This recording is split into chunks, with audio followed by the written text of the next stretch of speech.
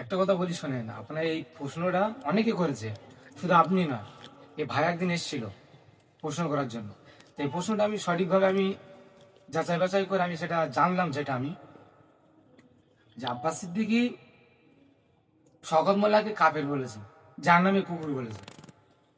তা একটা জিনিস, সাধারণ একটা জিনিস দিয়ে আমি বুঝাই, সেটা হচ্ছে কোনো মানুষ যদি কাফের বলে, সে তো জেনে বা অজেনে, না জেনে তার বলেনি, সে কোনো প্রমাণ আছে তাই বলেছে। কিন্তু একটা জিনিস মনে রাখেন, কিছুদিন আগে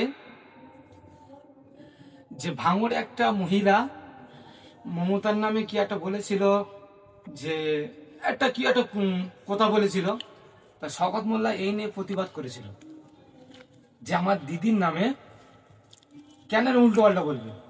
ভালো করে শুনবেন কথাটা।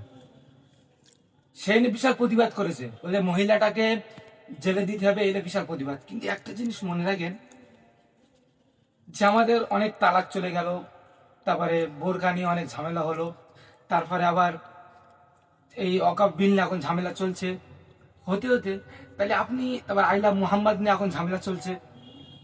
তা আপনার তো মিডিয়ার মানুষ, আপনারা তো অবশ্যই জানেন সোশ্যাল মিডিয়ায়, আপনারা কি একটু কি দেখেছেন কোনো পোস্ট বা কোনো ভিডিও, সবকিছু তিনি একটা শেয়ার করেছে বা কোনো প্রতিবাদ করেছে আইলা মুহাম্মাদের কারণে, যে বলার কারণে ইনি একটা প্রতিবাদ করে কোনো পোস্ট করেছে না ফটো নিয়ে?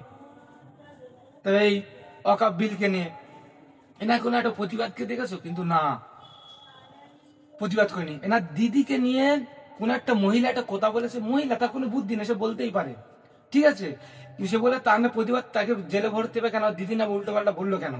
এখন হুজুর সাল্লাহ সাল্লামের নামে মানুষ উল্টো পাল্টা বলছে, মানুষ জেল খাটছে, জেলে, এনার কোনো প্রতিবাদ নেই। তিনি কি মমিন? আবার একটা জিনিস, এই দুর্গা পুজো, এই কালী পুজো, আমরা তো সোশ্যাল মিডিয়ায় দেখেছি, হ্যাঁ এমএলএ হয়েছে, ভালো জিনিস। এমএলএটা সে কি করবে?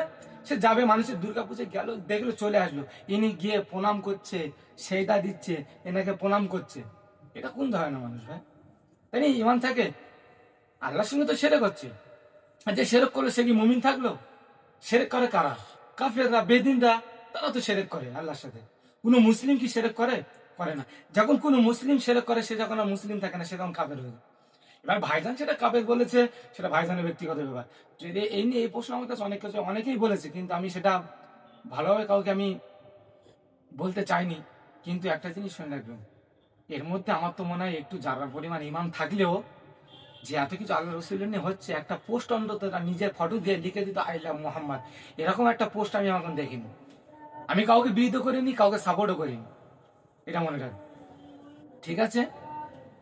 এতটুকুই কথা। আর পরে দেখা হলে ইনশাল্লাহ অনেক কিছু কথা হবে।